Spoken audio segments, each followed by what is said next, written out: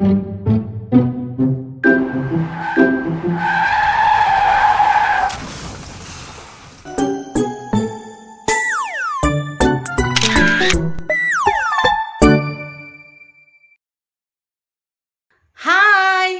എല്ലാവർക്കും ഉണ്ടൂസ് മൾട്ടി ടോക്സിലേക്ക് ഒരിക്കൽ കൂടി സ്വാഗതം. ആദ്യമായിട്ടാണ് നിങ്ങൾ ഈ ചാനൽ കാണുന്നതെങ്കിൽ തീർച്ചയായിട്ടും സബ്സ്ക്രൈബ് ചെയ്ത് ഒന്ന് സപ്പോർട്ട് ചെയ്യുക. കൂടാതെ ലൈക്ക് ചെയ്യുക, കമൻറ്റ് ചെയ്യുക, ഷെയർ ചെയ്യുക. നിങ്ങൾ വിചാരിക്കും പതിവ് പോലെ തന്നെ റിക്രൂട്ട്മെൻറ്റ് വീഡിയോ ആണെന്ന്. റിക്രൂട്ട്മെൻറ്റ് വീഡിയോ അല്ല, ഒരുപാട് പേരുടെ റിക്വസ്റ്റ് പ്രകാരം ഞാൻ ചെയ്യുന്ന ഒരു വീഡിയോയാണ്. സൗദിയിൽ ജോലിക്ക് പോകുന്നതിന് മുമ്പ് നമ്മൾ അറിഞ്ഞിരിക്കേണ്ട കുറച്ച് കാര്യങ്ങളുണ്ട്. അതിനെക്കുറിച്ചാണ് ഇന്നത്തെ എൻ്റെ വീഡിയോ. അപ്പം നമുക്ക് വീഡിയോയിലോട്ട് പോയാലോ? കിങ്ഡം ഓഫ് സൗദി അറേബ്യ എന്ന് പറഞ്ഞാൽ ഒരു ഇസ്ലാമിക് കൺട്രിയാണ്. ക്യാപിറ്റൽ സിറ്റി റിയാദാണ്. അതുപോലെ കൾച്ചർ കൊണ്ടാണെങ്കിലും റിലീജിയസ് കൊണ്ടായാലും എങ്ങനെയാണെങ്കിലും സേഫ് ആയിട്ടുള്ള ഒരു കൺട്രി തന്നെയാണ് kingdom of Saudi Arabia. Kingdom of Saudi അറേബ്യയിൽ റൂൾസ് ആൻഡ് റെഗുലേഷൻസ് ഒക്കെ വളരെ സ്ട്രിക്റ്റ് ആണ്. അത് നമ്മൾ പാലിച്ചു പോവുകയാണെങ്കിൽ നമുക്ക് സുഖമായിട്ട് സേഫായിട്ട് അവിടെ ജോലി ചെയ്യാൻ പറ്റുന്നതാണ്. ഇനി സൗദിയിലേക്ക് ജോലിക്കായിട്ട് വരാൻ ആഗ്രഹിക്കുന്ന പ്രൊഫഷണൽസും അല്ലാതുള്ളവരും ഒക്കെ അറിഞ്ഞിരിക്കേണ്ട കുറച്ച് കാര്യങ്ങളുണ്ട്. അപ്പോൾ അതിലേക്ക് നമുക്ക് പോകാം. ഞാൻ നേഴ്സസിനൊക്കെ ഉള്ള റിക്രൂട്ട്മെൻറ്റ് ഒക്കെ ചെയ്യുന്ന വ്ലോഗ് ചെയ്യുന്ന ഒരാളാണ്. ഞാൻ സൗദി അറേബ്യയിൽ വർക്ക് ചെയ്തിട്ടുമുണ്ട്. അപ്പോൾ നേഴ്സസ് ആയിക്കോട്ടെ, പാരാമെഡിക്കൽ സ്റ്റാഫ് ആയിക്കോട്ടെ, അതുപോലെ തന്നെ മിനിസ്ട്രിയിലായിക്കോട്ടെ, പ്രൈവറ്റിലായിക്കോട്ടെ, നമ്മൾ ആദ്യമായിട്ട് അഡ്വർടൈസ്മെൻറ്റ് വരും. അതിനുശേഷം നമ്മൾ അപ്ലൈ ചെയ്യും. അതിനുശേഷം നമ്മൾക്ക് ഇൻ്റർവ്യൂവിന് വിളിക്കും. അങ്ങനെയാണ് നമ്മൾ സെലക്ട് ആകുന്നത്. ഈ സെലക്ഷനിൽ നമ്മൾ ശ്രദ്ധിക്കേണ്ട ഒരു കാര്യമെന്ന് പറഞ്ഞാൽ ജെന്യുവിനായിട്ടുള്ള ഏജൻസിയിൽ മാത്രം നമ്മളുടെ CV സബ്മിറ്റ് ചെയ്യാൻ ശ്രമിക്കുക.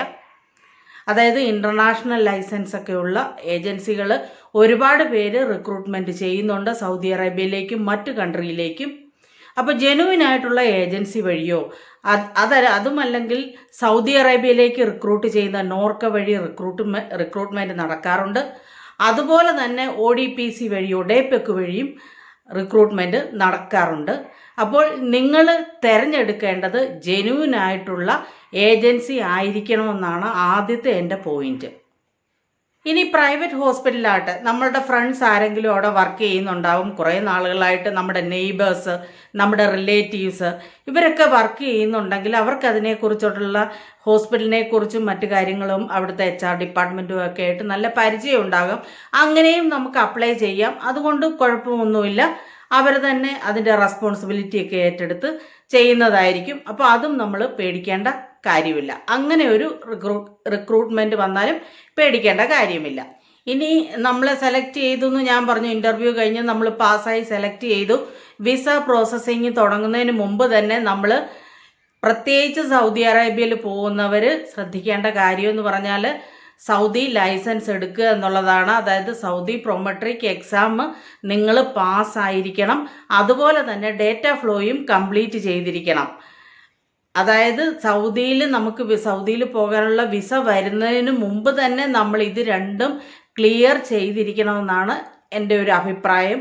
കാരണം ചിലപ്പോൾ ചില ഏജൻസികൾ അല്ലെങ്കിൽ മറ്റ് ഏജൻസികൾ പറയുമായിരിക്കും നിങ്ങൾക്ക് അവിടെ ചെന്ന് 1 വർഷത്തിനകം, അതായത് സൗദി അറേബ്യയിൽ ചെന്നതിന് ശേഷം 1 വർഷത്തിനകം എഴുതിയെടുത്താൽ മതി എന്നുള്ളൊരു അഭിപ്രായം വന്നേക്കാം. പക്ഷെ നിങ്ങൾ ആലോചിച്ച് നോക്കൂ, നമ്മൾ പോസ്റ്റിംഗ് ഒക്കെ കിട്ടി, നമുക്ക് ഡെയിലി ഡ്യൂട്ടി, ഓഫിൻ്റെ അന്ന് നമുക്ക് കുറേ ജോലികളൊക്കെ ചെയ്യാനുണ്ടാകും. ആ സമയത്ത് നമുക്ക് പഠിക്കുന്നത് വളരെ ബുദ്ധിമുട്ടായിട്ട് വരാം.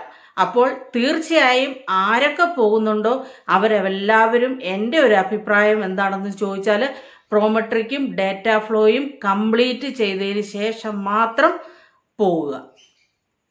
നോക്കൂ, നമ്മളിതെല്ലാം പാസ്സായി അങ്ങോട്ട് പോസ്റ്റിംഗ് ആയിട്ട് ചെന്ന് കഴിഞ്ഞാൽ നമുക്ക് ലൈസൻസ് കാർഡിന് മാത്രം അപ്ലൈ ചെയ്താൽ മതിയാവും. അത് വേഗം കിട്ടുകയും ചെയ്യും. അപ്പോഴതിന് വേണ്ട നമ്മുടെ ഇൻസ്റ്റിറ്റ്യൂഷൻ തന്നെ അതിന് ഹെൽപ്പ് ചെയ്യുകയും ചെയ്യും. അതല്ലേ എപ്പോഴും നല്ലത്. കൂടുതൽ ടെൻഷൻ ആവാതെ നമ്മൾക്ക് ഈസിയായി ലൈസൻസ് കാർഡും കിട്ടും. നമുക്ക് സമാധാനപരമായി ജോലി ചെയ്യാനും പറ്റും. കോസ്റ്റ് ഓഫ് ലിവിങ് വളരെ കുറവുള്ള ഒരു രാജ്യം തന്നെയാണ്. എപ്പോഴും പേഴ്സണലി നമ്മൾ എത്രമാത്രം ചിലവാക്കുന്നോ അതിനനുസരിച്ച് വരും നമ്മുടെ ഓരോരുത്തരുടെയും ചിലവിൻ്റെ വ്യത്യാസങ്ങൾ. പിന്നെ ചീപ്പ് ആൻഡ് ബെസ്റ്റ് തിങ്സ് നമുക്ക് വാങ്ങിക്കാൻ പറ്റുന്ന ഒരു രാജ്യം കൂടിയാണ് സൗദി അറേബ്യ. നമ്മൾക്ക് കിട്ടുന്ന സാലറി കൊണ്ട് നമുക്ക് അത്യാവശ്യം കഴിഞ്ഞു പോയി അത്യാവശ്യം സേവ് ചെയ്യാൻ പറ്റുന്ന ഒരു കൺട്രിയും കൂടിയാണ് സൗദി അറേബ്യ.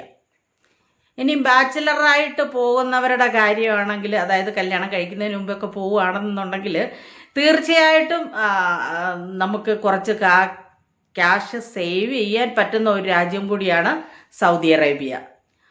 സൗദിയിൽ പ്രൈവറ്റ് ആയിക്കോട്ടെ, മിനിസ്ട്രി ഓഫ് ഹെൽത്ത് ആയിക്കോട്ടെ, മിക്ക സ്ഥലങ്ങളിലും ട്രാൻസ്പോർട്ടേഷനും അക്കോമഡേഷനും അതുപോലെ തന്നെ ഇൻഷുറൻസ് എല്ലാം തന്നെ കവർ ചെയ്യുന്നതായിട്ടാണ് ഇപ്പം കണ്ടുവരുന്നത്.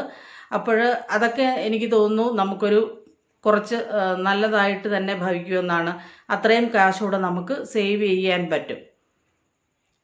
അതുപോലെ തന്നെ ക്യാഷ് സേവ് ചെയ്ത് മറ്റ് കൺട്രിയിലേക്ക്, അതായത് യൂറോപ്യൻ കൺട്രികളിലേക്കൊക്കെ മൈഗ്രേറ്റ് ചെയ്യാനായിട്ട് ആഗ്രഹമുള്ളവർക്കൊക്കെ നല്ലൊരു ഓപ്ഷൻ തന്നെയാണ് കിങ്ഡം ഓഫ് സൗദി അറേബ്യ.